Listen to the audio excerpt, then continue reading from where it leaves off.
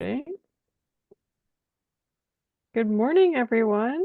Welcome to session 3 of Let's Dig Deeper, our series for economic and business development people to learn more about cooperatives.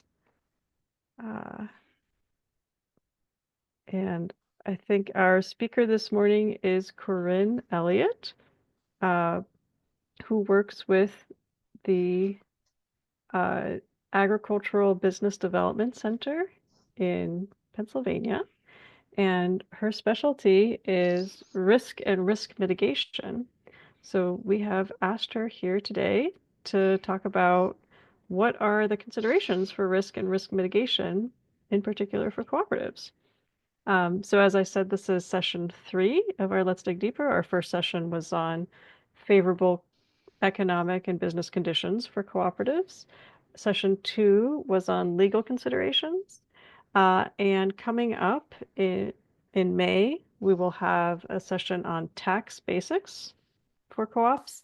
And then we will have 2 sessions in June. I see that the date is wrong there, but June 5th and then June 12th. On June 5th, we'll have lenders' perspectives, and then on June 12th, we will have a session on transitioning an existing business to a cooperative. So that is coming up, and if you're not already registered, I will drop the link in for you to do that. And without further ado, I would like to turn it over to Corinne. Hey, good morning, everybody. As Naomi introduced, my name is Corinne Elliott. I work for the Pennsylvania Department of Agriculture Business Development Center. And I'm definitely not going to be taking up an hour today, but we're going to kind of keep this short, keep this sweet, keep this casual. Please feel free to ask any questions as we're going along. And this is just going to be a very broad overview of what risk management, risk mitigation is, both individually and as a cooperative. So let me share my screen.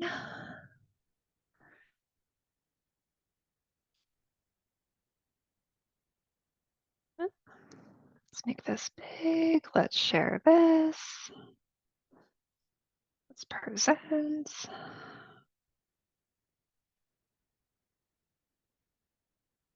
Give me 1 second.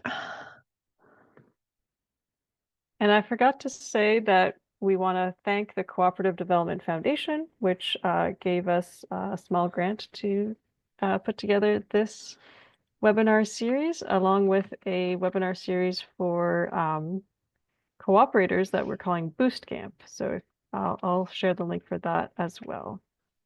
Go ahead. Yep, not a problem. Just give me 1 second. I'm not as familiar with Zoom as I am with Teams.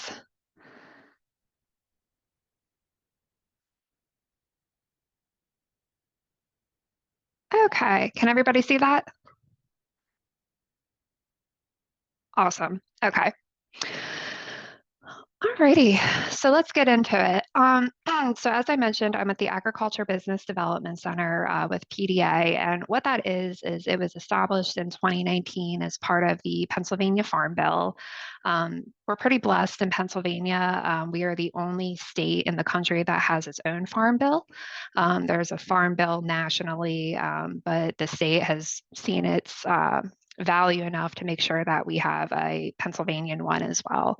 So what ABDC does is we provide support for sound business planning, assist in effective transitions for farm ownership, provide educational resources. We have a couple grant and funding programs, and we connect with statewide organizations to tackle issues that impact agriculture businesses like KDC. And they are one of our partners, and we're very happy with that partnership. So how we help, as I mentioned, we do farm transitions. We help with beginning farmers. So that includes, we have a beginning farmer tax credit program. We have a beginning farmer realty transfer tax exemption program. And we also have a next generation farmer loan program. For risk management, we do not offer crop insurance, but we do work with organizations to promote, things like crop insurance, risk mitigation opportunities, and try to connect folks to just broader educational resources, especially with the USDA, as well as farm service agencies. And then we also provide financial assistance with various grant programs and access to lending industry partners. So as I mentioned, I'm just going to briefly go over this a little bit. Some of our resources is our partners. So we have PA FarmLink, Keystone Development Center, PA Small Business Development Center, Team PA, Penn State Law Center for Agriculture and Shale Law, as well as the PA Aquaculture Program. And then we've also partnered with Penn State as well. Some of the grants that we offer is the Agriculture Youth and Grant Program, and that provides grants for youth programs in agricultural community leadership, vocational training, and peer fellowship. We have the Farm Vitality Grant Program that funds professional services for farm planning to enhance Pennsylvania farms through business planning, ownership, transitions, expansion, diversification, and building expertise resources. We have the Urban Agriculture Infrastructure Grant that provides funding as a reimbursement to eligible applicants seeking to improve urban agriculture infrastructure. And then finally, we have the Very Small Meat and Poultry Processor Grant that helps, expand very small meat and poultry processing operations. So I wanted to talk a little bit more about the Farm Vitality Grant Program. Cooperatives could apply for this, individuals could apply for this, and right now it's at $7,500. And what that does is you can use that for planning, you can use that for business consulting, you can also use that to help, diversify agriculture production with new plans, or expanding or seeking financial growth. It's very useful and you can apply for it multiple times as long as they're different projects. So that is a very handy grant to have and to know about. And I'll provide this entire slideshow to KBC if they want to share that out so that way you guys have this information. So don't, feel the need to rush and write all this down.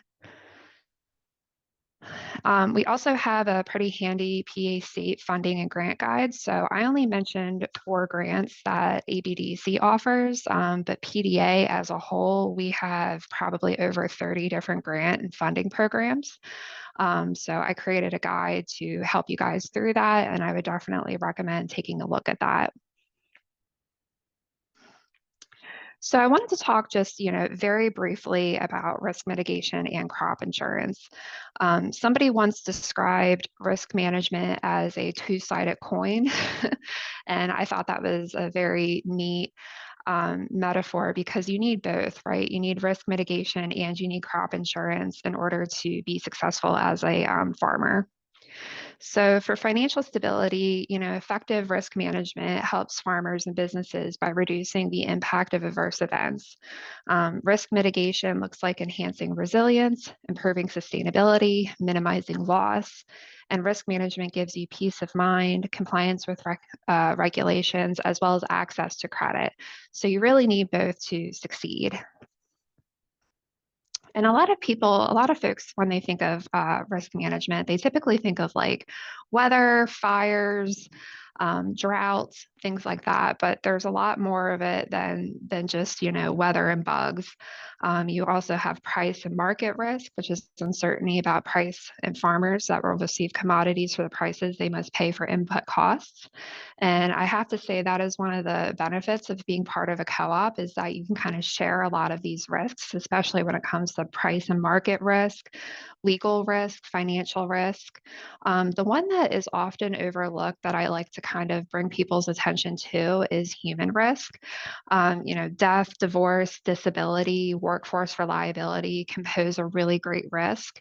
And the one thing in Pennsylvania that we've really been focusing on is farm transitions and making sure that there's a succession plan in place.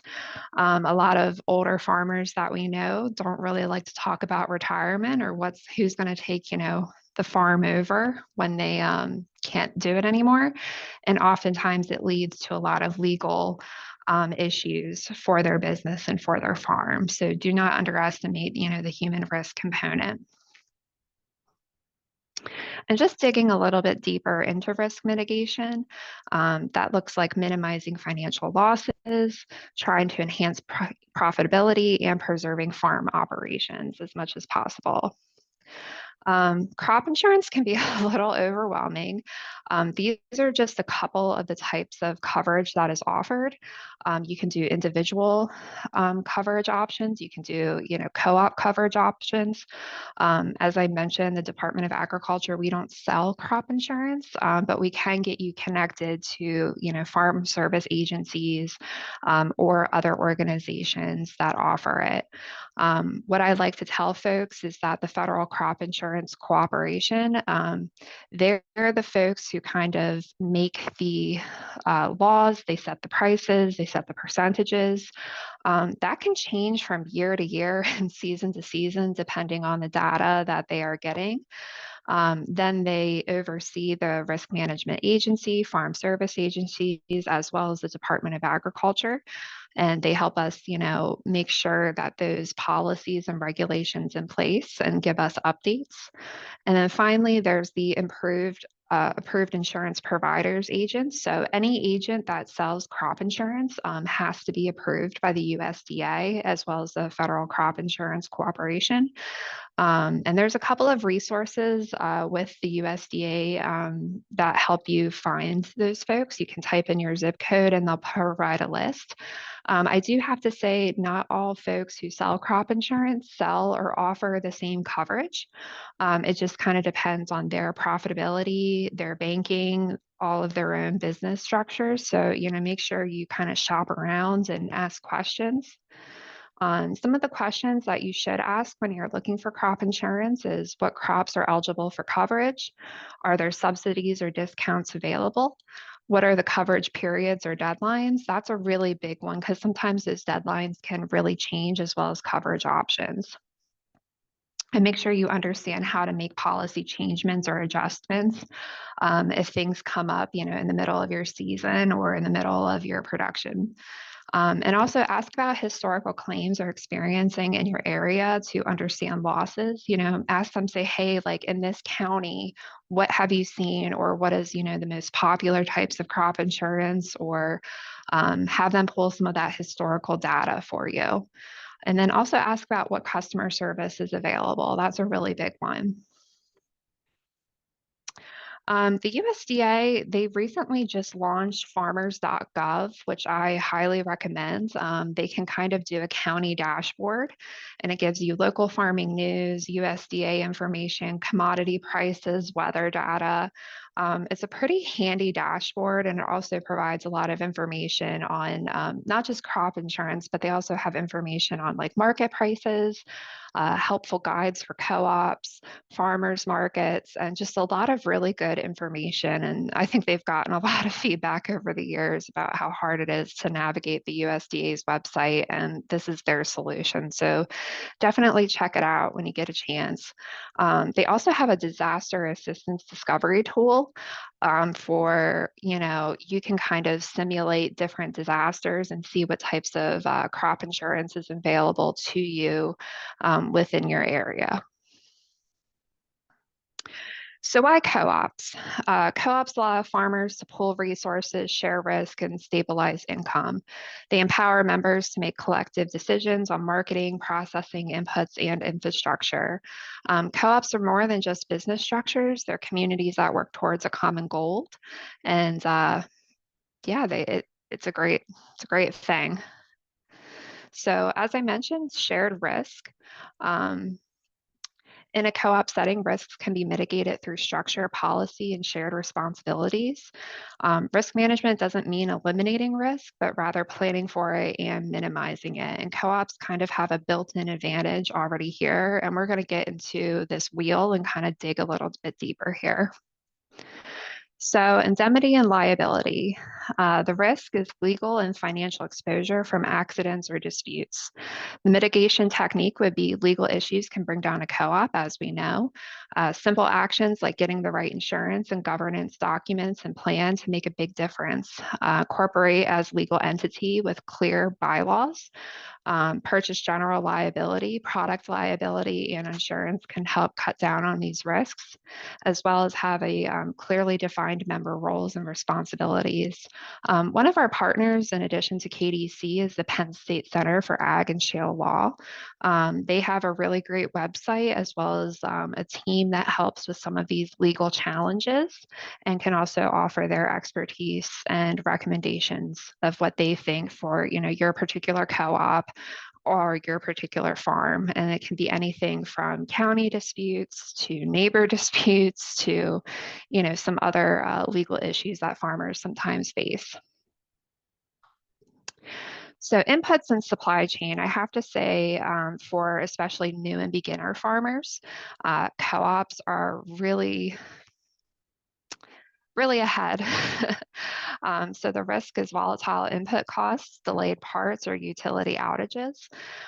Mitigation technique here is operations that are the lifeblood of a co-op. Centralizing purchasing and planning helps manage uncertainty. So group purchasing for discounts is helpful. Local supplier partnerships is helpful, as well as shared equipment or service cooperatives kind of help cut down on these costs and make it more effective for individual farmers to focus on farming instead of trying to individually find equipment or source businesses or source marketing. And then the USDA also has a value-added producer grants that can help diversify your products. So definitely check that out if you guys get a chance. Economic cycles. So the risk here is price fluctuations, market downturns. The mitigation technique here would be that co-ops give farmers a buffer against market swings. Value-added products also help even out cash flow. Co-ops offer stable pricing structures, patronage refunds during strong years, counter seasonal processing. As well as I want to also mention the USDA also has local agriculture market program. That's a good grant that I would definitely take a look at as well. And then there is some crop insurance out there. So there's like yield protection. There's dairy margin protection. There's a couple different crop insurance options out there that can kind of help tackle some of these economic instabilities. Finally, workforce stability. As I mentioned, human risk is one of the biggest ones that we face, and the risk is employee turnover or competition. And the mitigation technique here would be that co-ops often provide profit sharing. A stable workforce is essential. Co-ops with shared ownership and benefits often see better employment retention. So having strong HR policies and worker investment is very key here, and a stable workforce is essential. Co-ops with shared ownership and benefits often see better employee retention.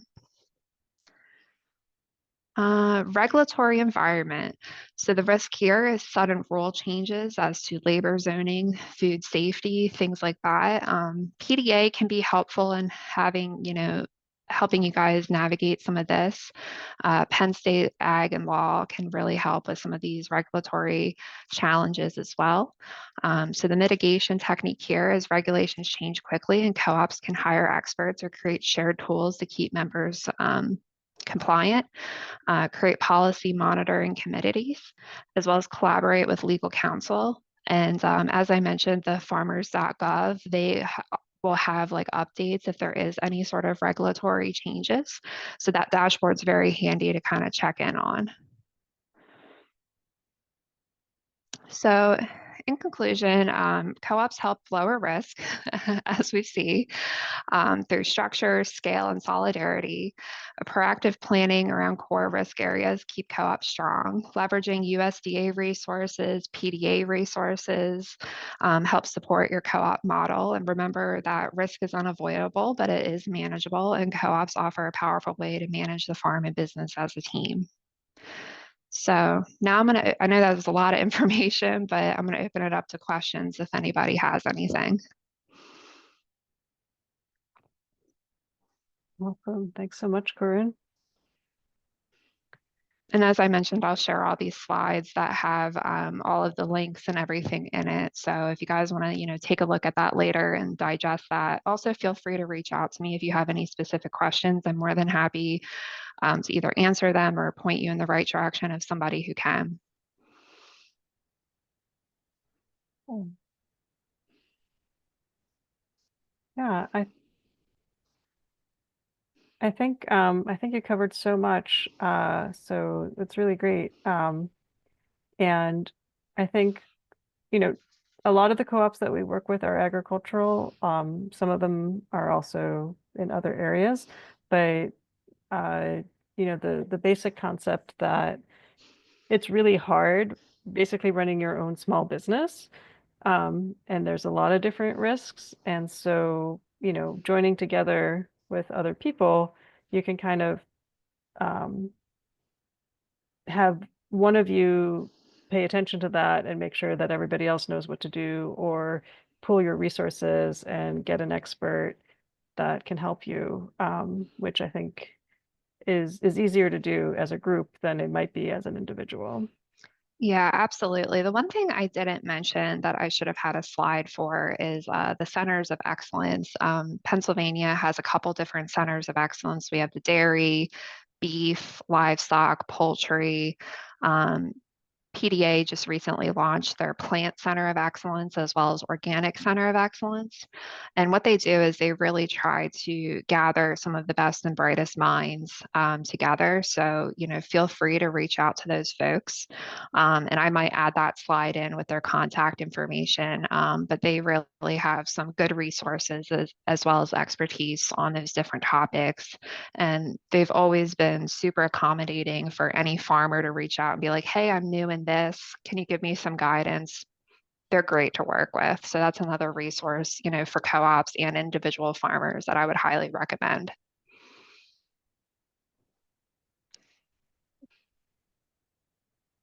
Yeah.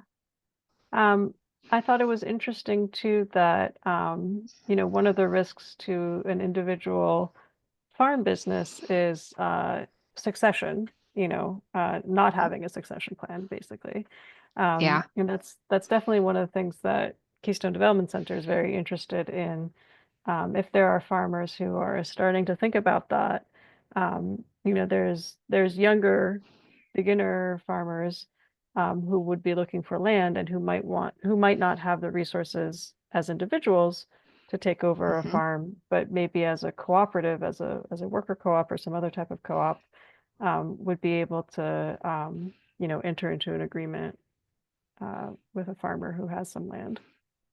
Yeah, So that's definitely absolutely. One of our partners is Pennsylvania FarmLink.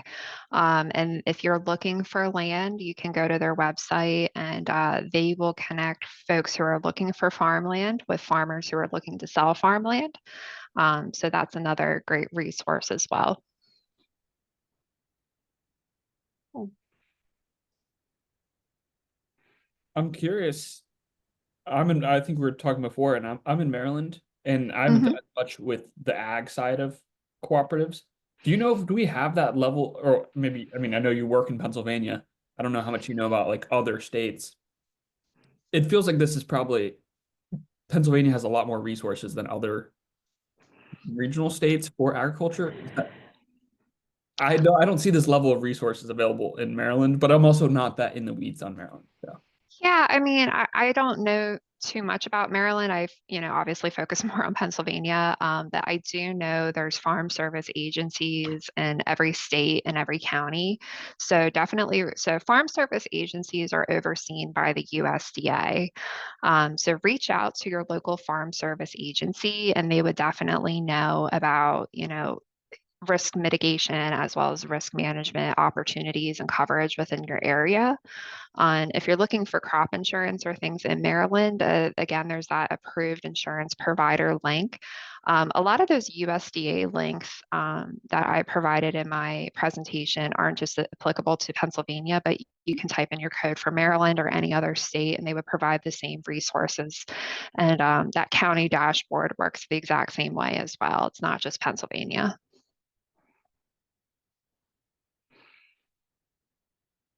Thank you. Yeah, absolutely.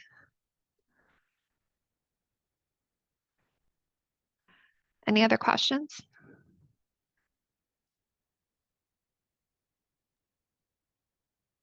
Matt, I know that you've worked with a number of different farmer co-ops. Do you have any examples or stories about risks that they faced in their cooperatives? Yeah, that's a good question. I would say, right, a lot of the farmer-owned co-ops that I've worked with have been startups. And so I think the initial risk of capitalizing the cooperative is a really big piece because co-ops are pretty hard to, well, depending, but co-ops are just difficult to capitalize. There's less loans available or things like that. And so that's definitely a big risk. So just getting everybody on the same page to right form the co-op. And so I mean that's a big one. And yeah, do you have any thoughts on that, Corinne? I can also share a little bit more too. So I work mostly with new and beginning farmers, but I do often tell them to look for co-ops or try to start a co-op themselves, because I think if you're not a farmer who has inherited a business or a farm, and you're a new farmer who's looking for land, looking for products to sell, looking for markets, I think you just have a much better chance at success if you do have a co-op, especially when it comes to, I would say, marketing is a really big one that's kind of hard to break into a community. And as a co-op, if you have, more products to offer, it's kind of a little bit more attractive to customers. And again, you're sharing those risks that, with financial, legal, workforce development, all those things that, is kind of mentioned in the presentation. But yeah, I can't say specifically with specific co-ops, but definitely with new and beginning farmers I work more with.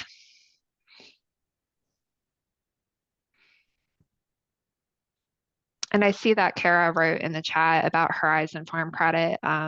We do some work with them, and they have a lot of great library resources and links for some programs down in Maryland and Pennsylvania as well. So thanks for sharing that, Kara.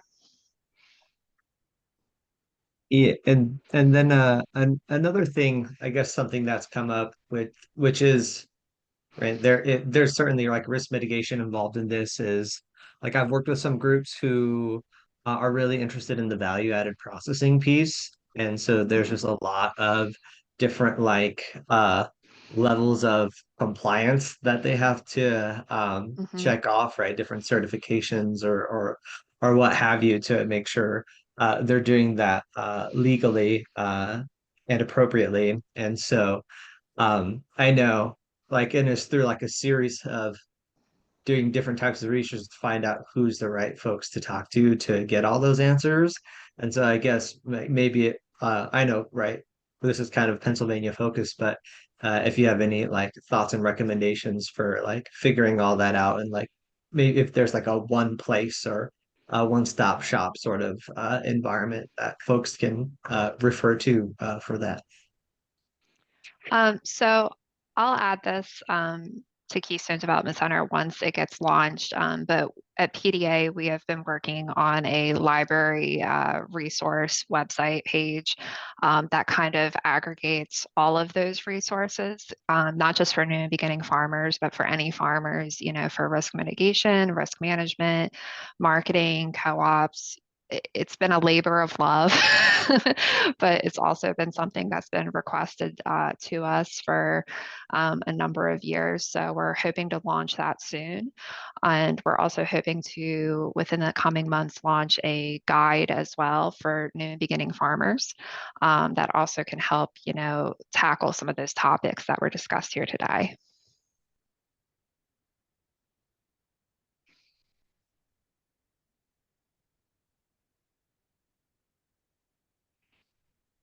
Yeah.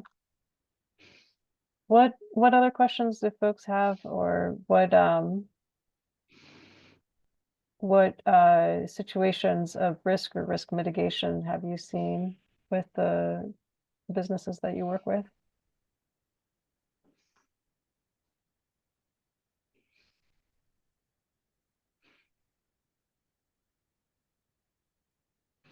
I'll just share some of the personal experiences I've had of folks who have called. Um, two ones that come to my mind. So again, I talked about human risk, so not just farm transitions, but things like injury or divorce. Like let's say, you're the only person on your farm and God forbid you fall and break your leg and you can't, farm for a little bit. Just making sure that you kind of have a backup plan in case of that, or health insurance in some way, and making sure that there's a plan. I mean, farmers work so incredibly hard, and oftentimes it's very few people who do work on the farm. So making sure that there's just a plan in place for something like that to happen. And then the other one is crop insurance. A lot of folks don't necessarily see the value in purchasing crop insurance until it's too late. But we have, I mean, just as I would say in the last 10 years, I mean, the weather is super unpredictable. We've had frost in areas that we wouldn't have thought of. We've had flooding in areas that we haven't thought of. So, just really making sure that you're on top of crop insurance. I mean, investing in it today would save, you a world of hurt down the road. And we've had a lot of droughts as well. I know the USDA sometimes offers emergency kind of retroactive resources and coverage, but the USDA doesn't always do that. That takes like the Secretary of Agriculture. So in our case, Secretary Redding to write to the USDA and say, hey, we need like a declaration of emergency for this particular county that experienced whatever it is, drought, frost, and then it's up to the USDA to then provide those resources. But that doesn't always happen. So please don't always count on that. And unfortunately, with this administration, they've been a little bit more tighter around the belt when it comes to offering that help. And there hasn't been as many folks in the USDA. The resources aren't as widely available now and in the coming years under this administration as they've been in the past. So I would say crop insurance is a lot more needed now than ever. I don't want to scare anybody, but it is terrible when I hear farmers being like, yeah, I just lost my entire crop to frost. Is there anything you can do? And I'm like, nobody. I'm sorry. I hate those phone calls. It's like the worst part of my job. Have you noticed a difference in the types of risk or things that people need to think about in urban agricultural settings as opposed to more rural? I would say urban faces more legal issues, and access to things like water, electricity. A lot of it comes down to what the city and what the borough is allowing or not allowing. But that's where things like, Penn State law comes in handy, where they can kind of advocate on behalf of the farmer. Yeah, I would say that they face more legal issues, at least in my experience that I've seen. That's helpful.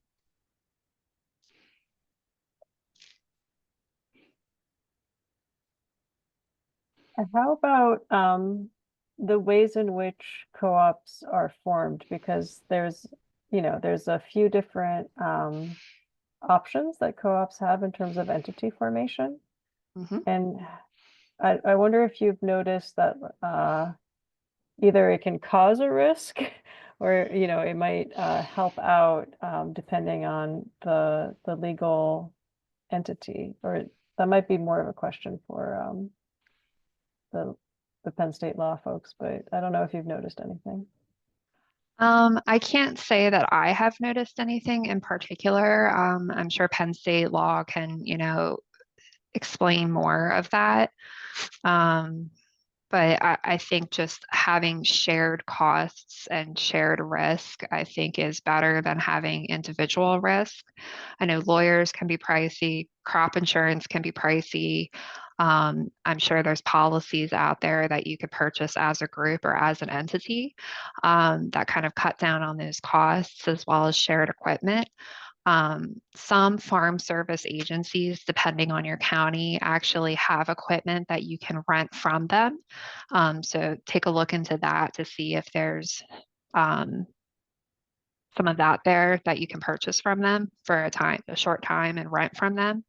But yeah, I would say Penn State would probably have more accurate information on that.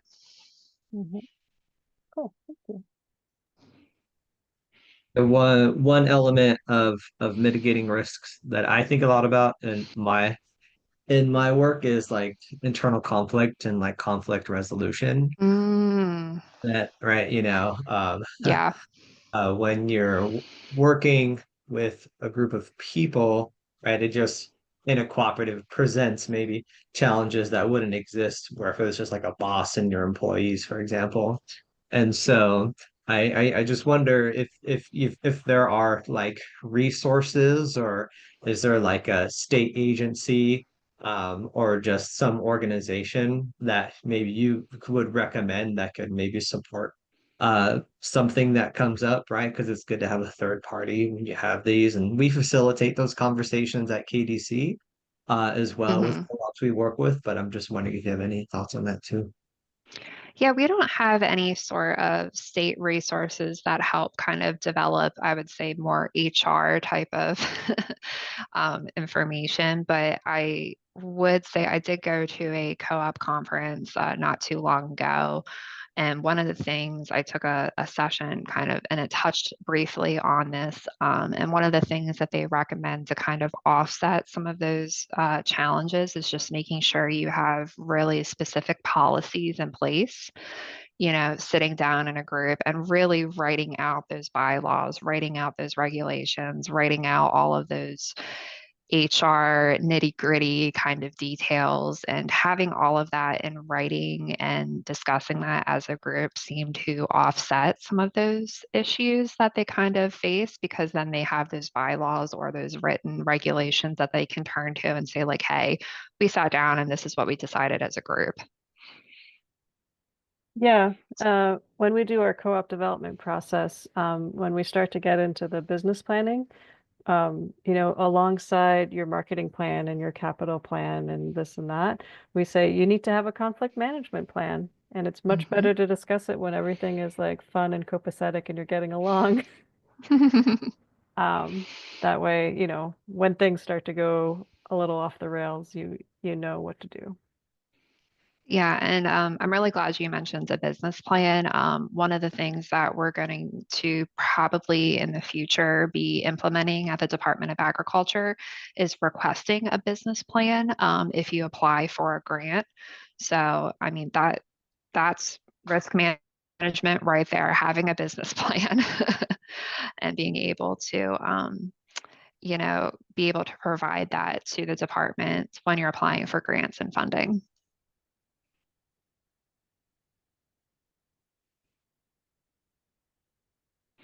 Yeah. Again, Kara, with the resources, the PSU Entrepreneur Assistance Clinic can assist with operating agreements. That's awesome. Thank you. Yeah, Kara is a wonderful resource for business planning, and we send a lot of folks to the Small Business Development Center, and Kara is just a rock star. Agreed. Thank you. I always have a lot of tabs open on my web browser, so We love it.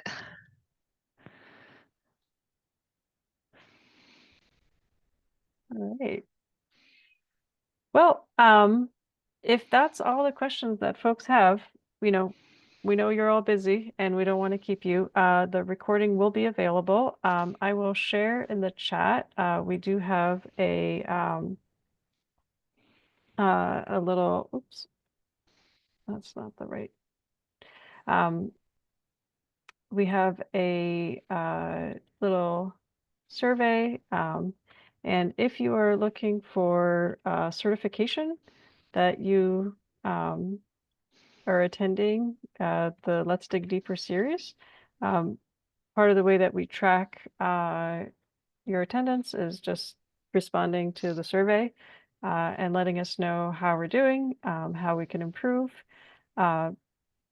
Feedback is incredibly important and valuable, and we really appreciate it. And it also lets us go back to Cooperative Development Foundation and say, this is how we did. This is what folks thought of it. So please share the good, the bad, your ideas for future sessions, whatever it is that is coming to mind. All right, and a big, big thank you to Corinne for preparing this session for us, and to the ABDC, which is a great partner. We love working with you, and thanks to everybody who was here. Thanks, everybody. Have a great day. Right. Thank you. Thanks, y'all. Thank you. Good thing.